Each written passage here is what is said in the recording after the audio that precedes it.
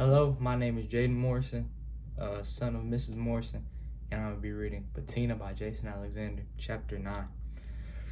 To do, think about aliens in big fancy houses and posers. Not only does rain mean no practice, but rain on Wednesday means Thursday practice. The last practice before the meet on Saturday was gonna suck. Too bad to even think about, and I had no time to think about it anyway because no practice also meant I didn't have an excuse not to go straight to Becca's after school. I met Maddie in the north wing, walked to the car as usual. Well, it was more like a run to the car because the rain was coming down hard. Maddie climbed in and I jumped in the passenger seat. Practice is canceled, I blurted at Momly, wiping water from my arms. I figured, she replied, smirking. I kicked something on the floor, a plastic bag, fresh clothes and stuff that she'd packed me for me anyway, just in case. So, if it's okay with you, I think I'm just gonna go over the girl, Becca's house, to work on the group project now. That way I don't have to stay long. Molly didn't say anything to that, just nodded. Can you please come get me in 2 hours? 2 hours, got it, she confirmed. But do you know where she lives? I just pointed from the window, the big house directly across the street. Momly looked, let her mouth hang open for a second before catching herself. Wow, well, I guess I'll just drive you on over there. And just then Becca, Taylor, and TT appeared in the doorway of the school, but because of the rain, they didn't come out. And if they were planning to wait the storm out, they would never get to Becca's house, which meant there was no reason for me to go. Plus, we never got any work done. There go the other girls in my group right there, I said, the words like the glue on my tongue, only because I knew what Momly would say next. But like I said, it was raining. Hard. And we all had to get to the same place. Oh, well then, I'll just take all of you.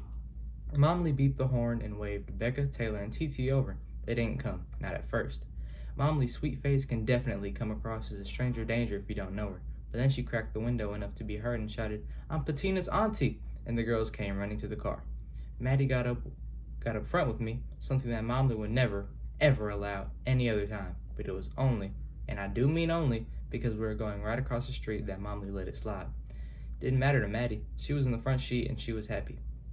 Smashed in the back was basically my worst nightmare. I'm kidding, but seriously, it was wild to know that Becca, Taylor, and TT were crammed into Momly's car, which is basically like my car. Seatbelts, everyone, Momly sang. I yanked the seatbelts around Maddie and me, strapping her tight to my chest. I couldn't even turn around to look at Becca and them. Not because the seatbelt was too tight, but because it was all just too weird. I wasn't embarrassed or nothing. I take that back. I was a little embarrassed, only because Momly was playing her talk radio and Maddie decided to try out some small talk by asking if any of them gave their dogs massages or kissed them on the mouths. Maddie, I snapped as she turned halfway around to get a good look at the girls. What? I'm just asking. I don't have a dog, Becca said, cheery. Neither do we, TT said for her and Taylor. Well, y'all got mothers? Maddie followed up. Oh, that's enough, Madison, Momly tisked, putting an arm across both me and Maddie as she came to a red light. I'm just asking, Maddie repeated. Of course we all have moms. Why? Taylor asked, which stung me a little. Because we all don't have everything. Some people have mothers, some don't. Some have dads, some don't. Some got two moms. Shoot, some even have to be moms before they actually are moms. The light changed and Momly rolled across the street so slowly that cars were honking their horns and zooming around us. Oh, okay. I just thought maybe you didn't because you got all that makeup on, and my mother says that if, okay, I think we're almost there, right? Becca? I cut Maddie off before she got me cut off, even more cut off. Becca laughed. TNT? Not so much. Yep, this is me right there on the left, the one with open gate. Becca pointed to the most giantest house I've ever seen up close.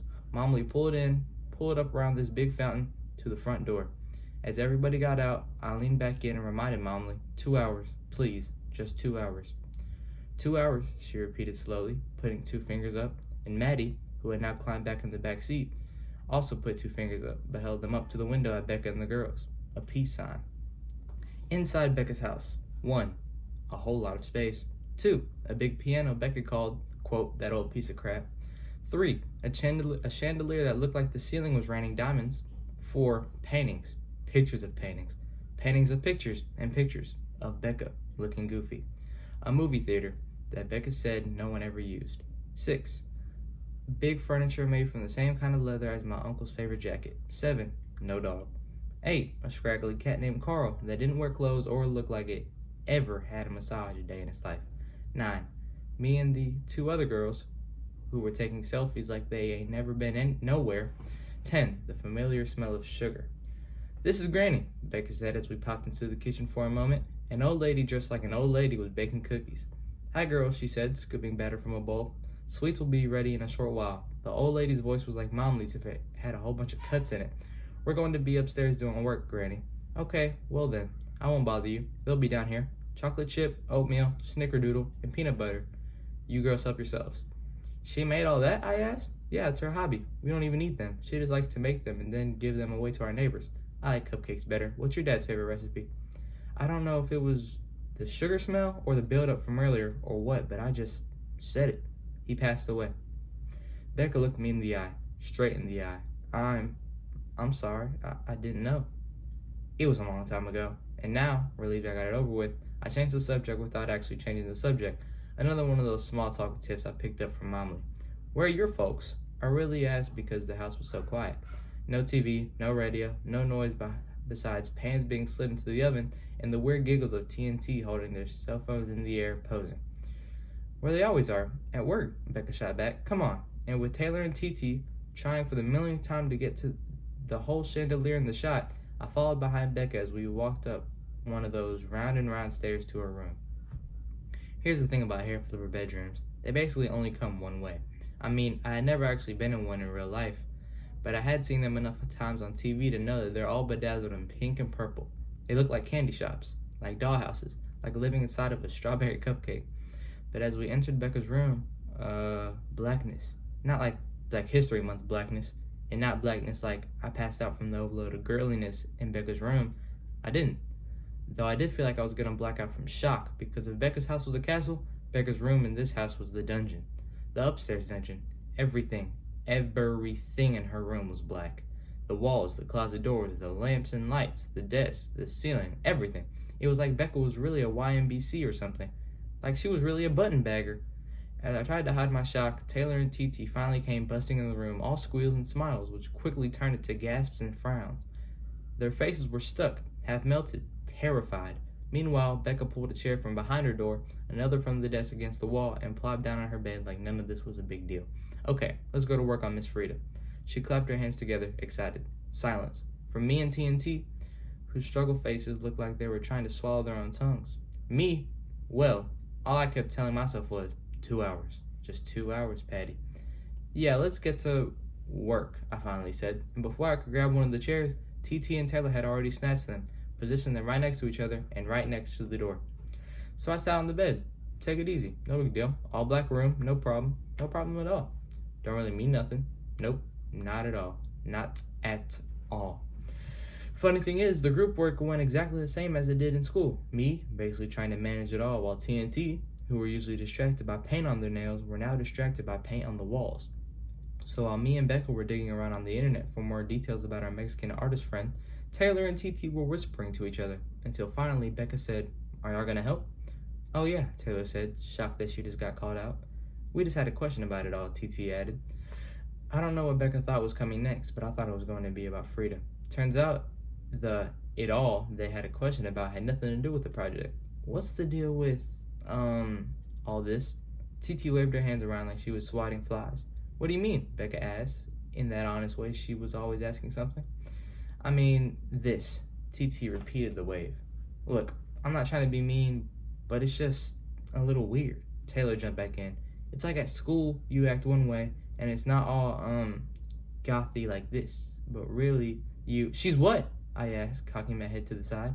I don't know where it came from, but something about the way they were talking rubbed me wrong. The same way I felt when people tried to mess with Ghost, or Sunny, or even Lou, but Becca didn't need me. "Gothy?" She was for real confused. "Oh, you want to know about the black?" She smiled, totally unfazed. Becca reached behind her back and snatched the curtains closed. Then she got up and slapped the light switch on the wall, and then blackness went to darkness, and the whole universe appeared. Stars and planets and whatever other things be up there in space popped out of the black, growing green all around us. "What is all this?" I asked, looking up at the ceiling. "This is as much of the galaxy as you can fit in a bedroom. And that," she leaned over to see what was directly above my head, "well, that looks like the Gemini twins." She tried to get me to see what she was talking about, but it all just looked like a bunch of stars to me. Constellations.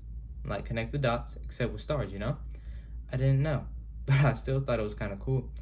I ain't never seen all these stars up there. I mean, I've seen a few, but not like this. They're all up there, each one connected to another in some weird way. It's amazing. Wild, I corrected her. Not that wild. She corrected my correction. At least, not to me. My folks are rocket scientists. This is pretty much as normal as it gets in my house. In this house. Rocket scientists? Taylor finally found her words again. Well, they're really called astronautical engineers, basically the same thing. That's a real job? TT came right behind her. I can't front. I was saying the exact same thing. I hope so. If not, I don't know where my parents are all the time. Becca laughed, but only a little. There was something about her face in that moment that was weird, like something invisible was pinching her underarm. I knew that face. Saw it in Ghost. And some people say they saw it in me. Shoot, it was probably the face I made at lunch. That might be sick face. So I pointed at a cluster to my left. Becca hopped up. Oh, that looks like a Pegasus. And that did it. No more Frida. Becca was off, spazzing around her room, pointing out different star clusters and planets, explaining why we can't see all of them where we live, straight up nerding out, and I was into it. But I guess TNT, not so much. They were basically just sitting there texting, and I figured they were texting each other, talking trash about it all. But when Taylor blurted, "My mother's here," I realized who they were really texting. Already? Becca asked, still not tripping about the way the girls had treated her. It was like nothing really bothered her, which I admired. But you didn't even have any cookies. No, that's okay, TT said, as if the cookies were going to be black too. Honestly, I was so caught up in a room that I'd forgotten all about the cookies. Yeah, it's cool. We just have to go. Sorry, Taylor said, not seeming sorry at all. Well, let me walk you down, Becca insisted. I checked the time and knew that the 2-hour mark was coming, and one thing about Momly was she was never late. She was the most on-time person in the world, so it made sense for me to head downstairs too. And halfway down the fancy round-around steps with the crystal chandelier hanging over us like ice frozen in the air, my phone buzzed. It was Momly. She was here. Becca opened the door and Maddie was outside talking to someone. Mrs. S., what are you doing here? Maddie squealed. As me, Becca, Taylor, and TT came through the door, Maddie was standing at the passenger side window of the other car in the driveway. The one that came for TNT. At least, I thought it had come for TNT. But why would Maddie's teacher be here for them? I'm here to pick up my daughter, Taylor. What? Daughter? Taylor? And this is my sister, Mrs. Dorsey. She teaches at the school too, 4th grade. Hi, Madison. I've heard so much about you.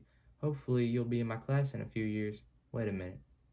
Taylor Stein, T.T. Dorsey, bestie cousin sisters, and daughters of... No way. Teachers? Teachers. Tuh. Well. TNT. Regular girls. I looked at the queen hair flippers, but guess what? They wouldn't look at me, just shot off the step and trotted over to the car. And that's when I knew they were caught. Gotcha. I could tell they knew what I was thinking. I knew they'd been fronting this whole time. Ain't no teachers rich, and I knew that because at Barnaby, they told us all the time, they don't pay me enough to teach you and babysit you. Now I got why TNT were acting all weird in Becca's house, taking selfies at the piano and all that. Chandelier shots for days. I turned back to Becca. It was like she hadn't even noticed. She just waved at them, while at the same time, Maddie waved me over. Patty, it's my teacher, Mrs. S., she said as I walked toward the car. I see. Hi, Mrs. S. I tried to keep my cool. Happy early birthday. Taylor says y'all got plans tomorrow. Hope you have a great time. And before I got in the car, I looked up at the sky. Still cloudy, but I looked for stars anyway. Of course, I didn't see none, but now, for some reason, it felt good just knowing there were more up there than I'd ever known.